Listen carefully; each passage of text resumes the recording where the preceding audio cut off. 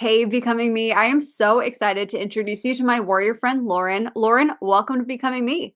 Hello, thank you so much for having me.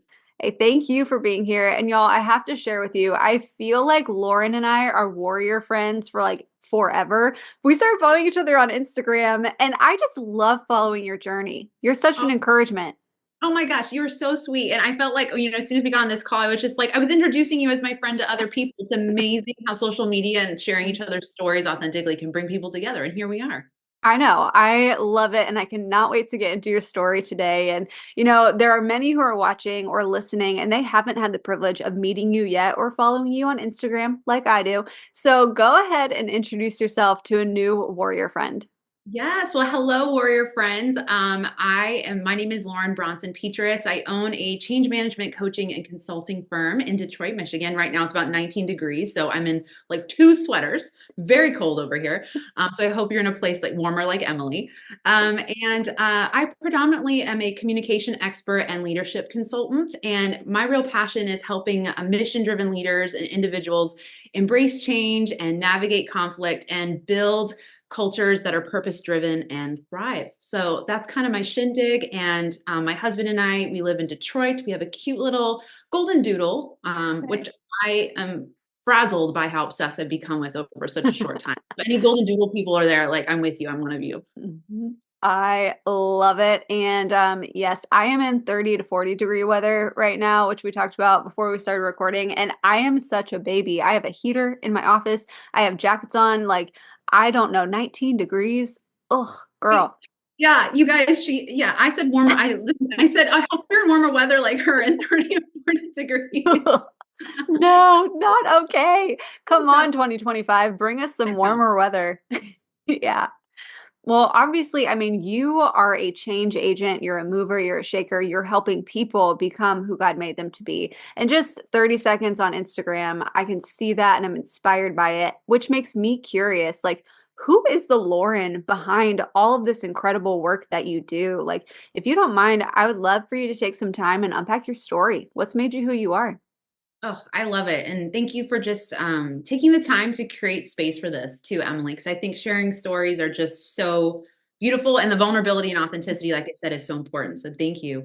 Okay, so let's go back to like little Lauren. So Lauren grew up in California, California girl through and through. And I was raised by a single mama, and she moved from job to job. And so that meant that we really moved from town to town, or moved in and out of schools throughout the middle of the year. And so, to be honest, Emily, gosh, like by the time I was like 17, we had moved like 18 times. Wow. So just constantly inundated with different cultures and different types of people, Mhm. needing to make new friends, people often making fun of the new girl, and you having to figure out, okay, I'm getting made fun of because I look different, or now I don't have the friends, or how do I bridge the gap and try and make the friends because people aren't coming to me? How do I remain who I am, but also like I want to have friends and I want to fit in. And so all of this, I bring this up to say that I just genuinely think that God helped me, was weaving into me becoming a change agent by the time I was a young girl, before I even knew it. Because, as we know, change is one of the scariest things for people to traverse. And whether I'm in a boardroom with executives or I'm with a friend and we're just drinking some tea on my couch, and they're sharing some difficulties they're going through, change is so hard. And it's just, I look back at God's grace and love and protection over my life, forcing me, inundating me to experience this change and almost allowing me and building me up to have immunity for it. Mhm. So now here I am, now in my 30s and leading it and pioneering it. And so I'm just so grateful for him. Mhm.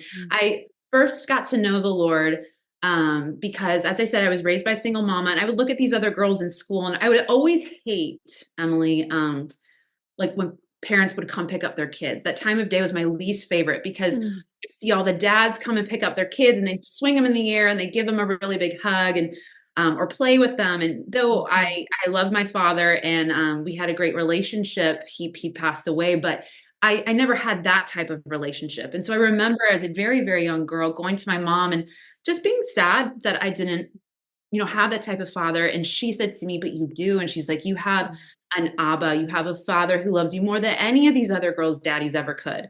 And it really just took a little girl's broken heart and brought it right back to the Lord. And so my first understanding of God was him as a father, which meant protector and friend.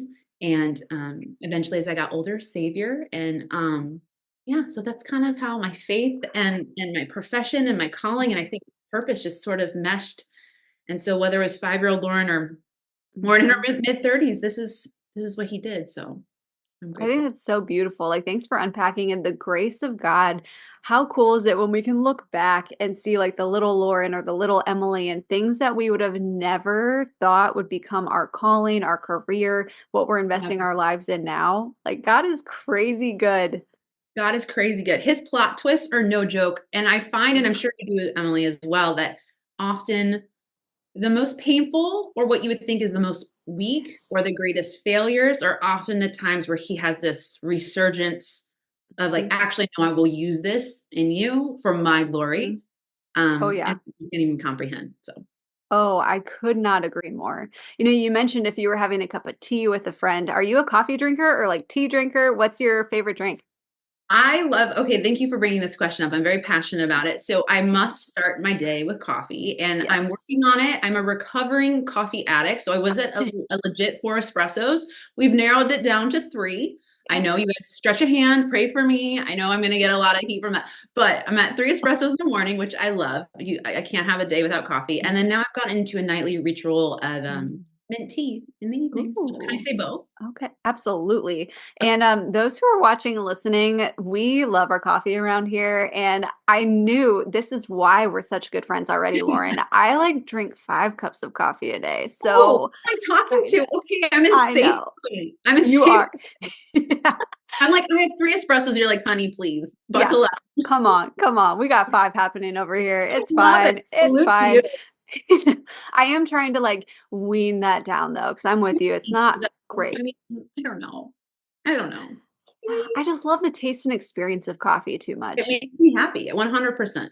Agreed, agreed. So if we're having one of these, like the first 3 cups of coffee in the morning before we transition to the mint tea in the evening, you're having this cup of coffee with a warrior friend and you're just encouraging them on their own becoming journey. What would you say?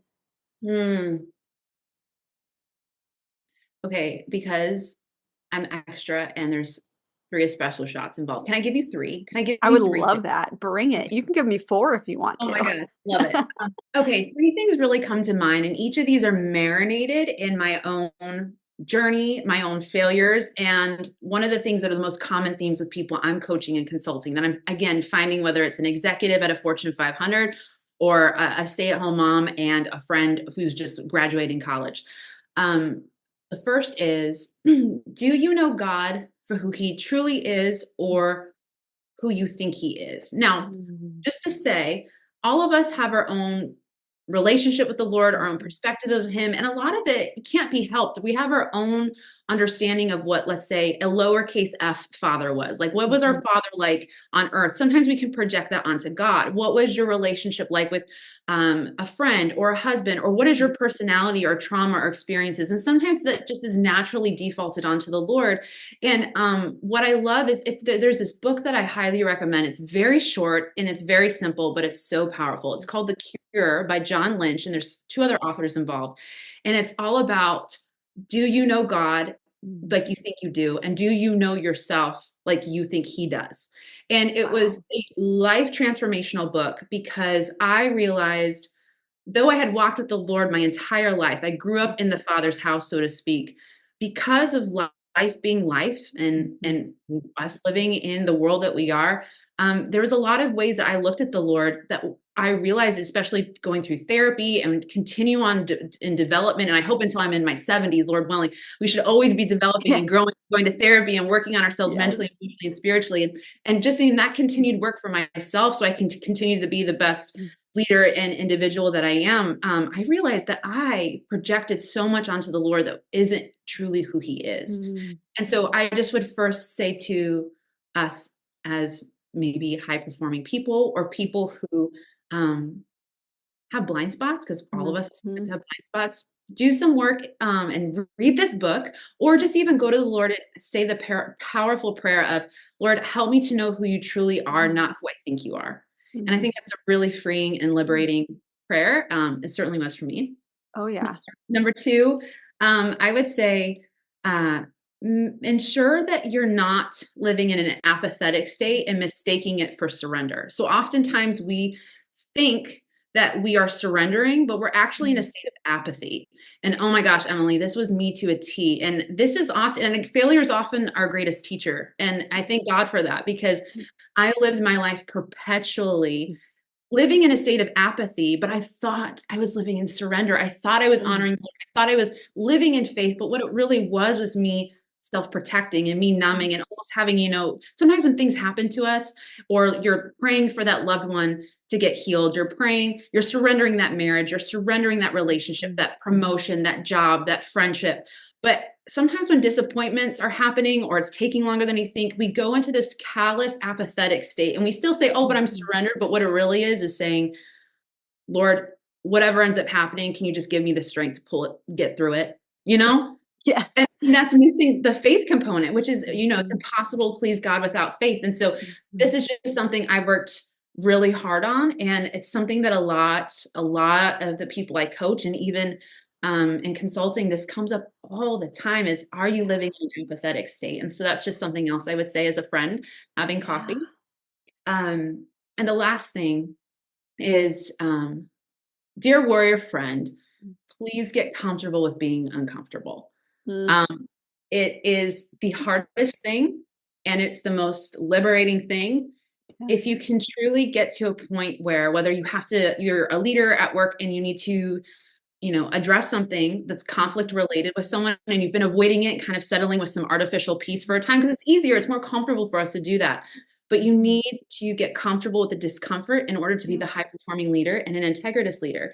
If you are scared to try out a new workout routine, or if you have a goal in any way, or if you want to build a relationship with someone, you got to get comfortable being vulnerable, which is Mhm. uncomfortable. So, anyways, it's just the greatest thing I could possibly say that the Lord, I think it says like that in the Bible, it's 365 times that the Lord said, do not fear in some way, shape, or form. And so clearly it's a Mhm. intense message, right? He Yep. knows that we're going to experience a lot of fear. Yep. He knows that it's natural for us to fear, and he knows it's going to be our Mhm. tendency, but he meets us where we're at, and he ultimately says, do it afraid. Why? Yep. Not because you're so strong or because I need you to be fearless. Do it afraid because I'm bigger than it. And so my friends, join me in getting comfortable with being uncomfortable, and you'll see yourself grow. And I know you'll see your relationship with the Lord just continue to flourish. And that's a testament that I've walked thoroughly for decades. So those would be my three. You have so much wisdom. Like, I was a warrior friend across the table with you at coffee, I'd be like, "So do you have 3 more? Like, keep it coming, girl." Like, you are so wise. Oh no, Wow. believe me, it's through a lot. I think, wisdom is, again, I think through failure and just being like, Mhm. let me share with you how I messed up and what my God did, and then what I did do to be courageous and change it. And I think it's that back Mhm. and forth. So believe me, I'd pass the mic and be like, now give me your three. Can't wait to go. Yes. Then we would have 6 cups of coffee and then we would all be insane and it'd be, yeah, Yeah. Or just a normal day over here, all this great coffee, it's day fine. or great day. Yes. Yeah, exactly. No, I love it. You've talked a little bit about coaching and what you do work-wise, career-wise, and so if somebody is listening and watching, they're like, that's kind of piquing my interest. I want to learn more about what Lauren does.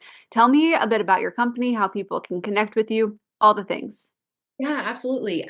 So I own a change management coaching and consulting firm, like I said, called Boundless Co.